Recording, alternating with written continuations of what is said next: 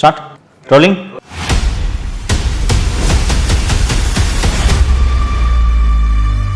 இரண்டாயிரத்தி 26 படுதோல்வியை திமுகவுக்கு வழங்குவதற்கு நீங்கள் அத்தனை பேரும் முடிவெடுக்க வேண்டும்.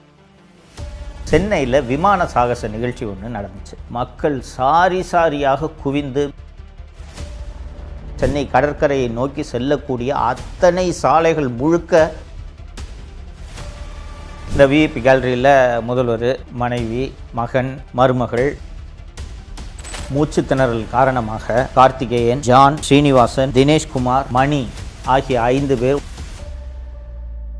மக்கள் தண்டிப்பார்கள் என்ற அச்சம் திமுக குடும்பத்திற்கோ இல்லை என்பதுதான். திமுக என்பது மீண்டும் மீண்டும் சொல்கிறேன், அது ஒரு தீய சக்தி. வணக்கம் தமிழ் பெருங்குடி மக்களே. ஒரு ஆட்சியில் தவறுகளே நடக்காதுன்னு கேட்டால் எல்லா ஆட்சியிலையும் தவறுகள் நடக்கும். ஏன்னா தவறு என்பது இயல்பு, வேண்டுமென்றே செய்யக்கூடியதல்ல. தவறு என்பது இயல்பு. ஆனால் அந்த தவறு நடந்த பிறகு அந்த ஆட்சியாளர்கள் அந்த தவறை சரி செய்வதற்கு என்னென்ன நடவடிக்கைகளை எடுக்கிறார்கள், அந்த தவறு மீண்டும் இதுபோல் நிகழாமல் இருப்பதற்கு என்னென்ன தற்காப்பு நடவடிக்கைகளை எடுக்கிறார்கள், அந்த தவறுக்கு காரணமானவர்கள் மீது என்ன நடவடிக்கையை எடுக்கிறார்கள் என்பதையெல்லாம் பொறுத்து தான் ஒருவர் நல்லாட்சி நடத்துகிறாரா, ஒரு மன்னன் நன்றாக ஆட்சி செய்கிறானா என்பதை நாம் கணிக்க முடியும்.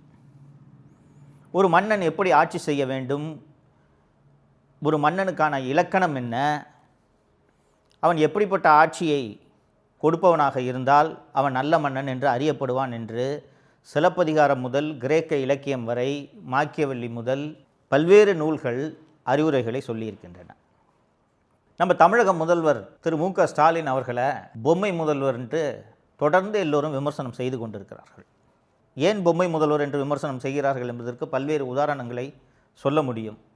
ஆனால் இன்றைக்கி ஒரே ஒரு உதாரணத்தை எடுத்துக்கிறது சரியாக இருக்கும்ன்ட்டு நான் நினைக்கிறேன். தோழர்களே, 7 அக்டோபர் 2024 அன்று சென்னையில் விமான சாகச நிகழ்ச்சி ஒன்று நடந்துச்சு. இந்த விமான சாகச நிகழ்ச்சி என்பது இந்திய விமானப்படை கடற்கரையில் பல்வேறு விமானங்களை வானில் பறக்க விட்டு பொதுமக்கள் அந்த விமானங்களை பார்த்து மகிழக்கூடிய வகையில் அவ்வப்போது இந்தியாவின் முக்கிய நகரங்களில் இது போன்ற நிகழ்ச்சிகளை நடத்துவது வழக்கம். இது போன்ற ஒரு நிகழ்ச்சி தான் 7 அக்டோபர் 2024 அன்று நடைபெற்றது. அது ஒரு விடுமுறை நாள். இது போன்ற சாகச நிகழ்ச்சி, குறிப்பாக விமான சாகச நிகழ்ச்சி மாதந்தோறுமோ 6 மாதத்துக்கு ஒரு முறையோ வருடத்திற்கு ஒரு முறையோ நடப்பது கிடையாது. கிட்டத்தட்ட 15-20 வருஷத்துக்கு ஒரு முறை தான் இது நடக்கும். கடைசியாக 6 செப்டம்பர் 2003 தான் இந்த விமான சாகச நிகழ்ச்சி நடைபெற்றது. சரிங்களா? 7 அக்டோபர் 2024 அன்று சென்னையில் நடந்த இந்த விமான சாகச நிகழ்ச்சி எப்படி நடைபெற்றது என்றதை பார்க்கலாம். விஐபி கேலரி, முதலமைச்சர் உட்காருவார் இல்லையா, அங்கே விஐபி கேலரி போட்டுட்டாங்க. இந்த விஐபி கேலரியில் முதல்வர், மனைவி, மகன், மருமகள், இந்த பக்கம் ஐஜி செந்தில்வேலன், பின்னாடி கமிஷனர் அருண், டிஜிபி அத்தனை பேரும் உட்கார்ந்துருக்காங்க. இப்போ இவர் முக்கியமாக விட்டேனே தீப்பொறி தினேஷ், முதல்வரோட பிஏ, நிழல் முதல்வர், அவர் எல்லாம் உட்காந்துக்கிட்டு விமானப்படை அதிகாரிகள், காவல்துறை மூத்த அதிகாரிகள் இவங்கெல்லாம் உட்காந்துக்கிட்டு பைனாக்குலரை வச்சு எல்லாம் பார்த்து ரசிச்சுட்டு இருக்காங்க. கடற்கரையில் இது நடக்கிறது. தோழர்களே, இது போன்ற நிகழ்ச்சி நடக்கும்போது அரசு இயந்திரம் எப்படி செயல்படுகிறதுன்றதை நீங்கள் புரிஞ்சுக்கணும்.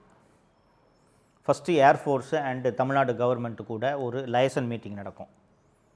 இந்த லைசன் மீட்டிங்கில் தீயணைப்புத்துறை, காவல்துறை, சுகாதாரத்துறை, இது போன்ற முக்கியமான துறைகளை சேர்ந்த அதிகாரிகள் கலந்து ஆலோசிப்பார்கள்.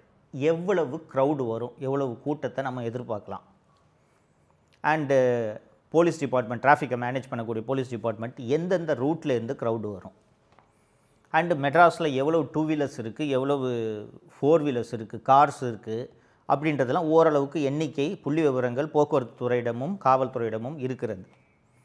இது போக பொது போக்குவரத்து மூலமாக எவ்வளோ பேர் வருவார்கள், அன்றைக்கி கூடுதலாக பஸ்ஸு விடணுமா, பஸ்ஸு வந்தால் பஸ்ஸை எங்கே நிப்பாட்டுறது, காரில் வர்றவங்கள எங்கே காரை பார்க் பண்ண வைக்கிறது, இது போக ரயில்வேயோடு பேசி கூடுதலாக மெட்ரோ ரயிலை இயக்க வேண்டும், கூடுதலாக மின்சார ரயிலை இயக்க வேண்டும்.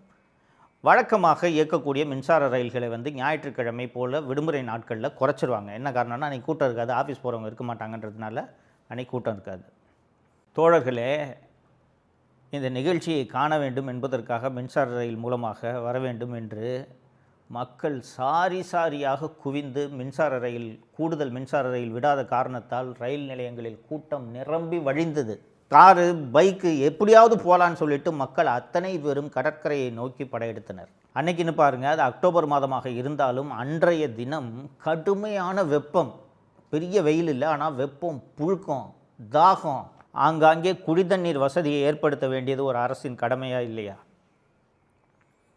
மருத்துவ முகாம்களை ஏற்படுத்தி வைப்பது அரசின் கடமையா இல்லையா? உங்களுக்கு எல்லா ரோடுமே சோக்குடு. டாக்டர் ராதாகிருஷ்ணன் ரோட்டில் ஆரம்பித்து சென்னை கடற்கரையை நோக்கி செல்லக்கூடிய அத்தனை சாலைகள் முழுக்க வாகனங்கள் நிரம்பி வழிந்து டிராஃபிக் ஜாமில் பிளாக் ஆகிடுச்சு. அவசரத்துக்கு ஆம்புலன்ஸு போக முடியல. இதையெல்லாம் ஒரு அரசு திட்டமிடணுமா வேணாமாங்க? அன்றைய நிகழ்ச்சியில் நெரிசல் மற்றும் மூச்சு திணறல் காரணமாக கார்த்திகேயன், ஜான், ஸ்ரீனிவாசன், தினேஷ்குமார், மணி ஆகிய 5 பேர் உயிரிழந்தனர். இதில் இந்த 5 பேரோட உயிரை கூட காப்பாற்றிருக்க முடியும்.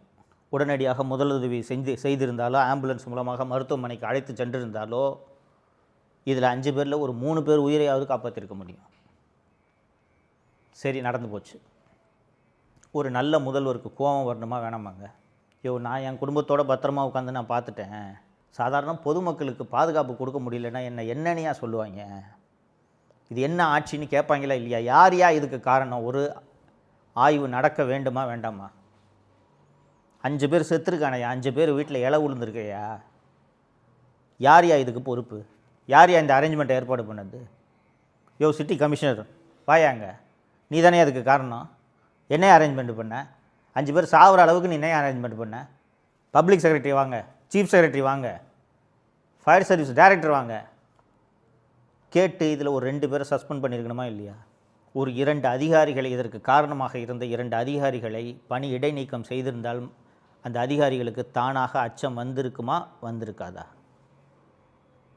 இதுபோல் இந்த நெரிசல், கள்ளச்சாராய சாவு, இது போன்ற மோசமான சட்டம் ஒழுங்கு சம்பவங்கள், இது போன்ற சம்பவங்களுக்கு காரணமான அதிகாரிகள் மீது கடுமையான நடவடிக்கையை எடுத்திருந்தால் கரூரில் விஜய் அவர்களோட கூட்டம் நடந்தப்போ 41 பேரை சாக விட்டுருக்க மாட்டாங்க.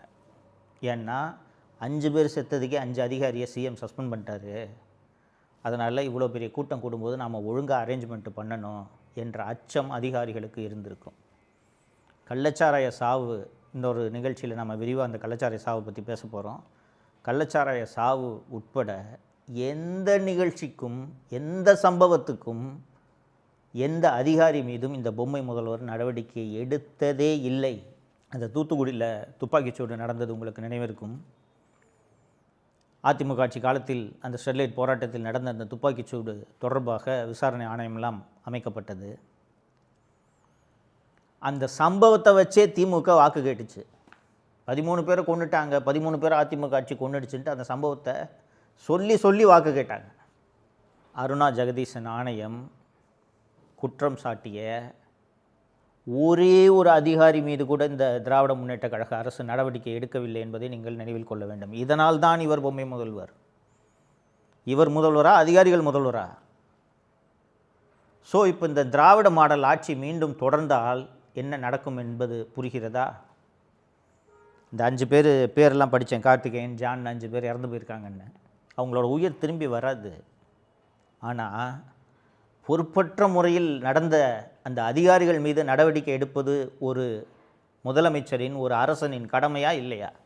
தன்னோட கடமை என்ன, அந்த கடமையை செய்கிறது நமக்கு அவசியம். அப்படி கடமையை செய்ய தவறின அரசனையோ முதலமைச்சரையோ மக்கள் தண்டிப்பார்கள் என்ற அச்சம் இந்த திராவிட முன்னேற்ற கழக ஆட்சிக்கோ திமுக குடும்பத்திற்கோ இல்லை என்பதுதான் உண்மை. உண்மையிலே இப்படி தப்பு பண்ணுறோமே, தொடர்ந்து தப்பு நடக்குதே, இவ்வளவு சாவு நடக்குதே, சட்டம் ஒழுங்கு மோசமாக இருக்குதே, நம்ம கடுமையான நடவடிக்கை எடுக்கலைன்னா மக்கள் நம்மளை தேர்தலில் தண்டிப்பாங்களேன்ற அச்சம் இவர்களுக்கு இல்லை. ஆனால் மக்கள் தண்டிப்பார்கள், தண்டித்திருக்கிறார்கள். இதனால்தான் 2011லும் திமுக படுதோல்வி அடைந்தது, 2016லும் படுதோல்வி அடைந்தது. 2026லும் படுதோல்வியை திமுகவுக்கு வழங்குவதற்கு நீங்கள் அத்தனை பேரும் முடிவெடுக்க வேண்டும். திமுக என்பது மீண்டும் மீண்டும் சொல்கிறேன், அது ஒரு தீய சக்தி. அந்த தீய சக்தி தப்பி தவறி கூட ஆட்சிக்கு வந்துவிடக்கூடாது என்பது உங்கள் கையில் இருக்கிறது. நீங்கள் அதை செய்வீர்கள் என்று நம்புகிறேன். மீண்டும் ஒரு நிகழ்ச்சியில் சந்திப்போம். நன்றி. தமிழகத்தை காப்போம்.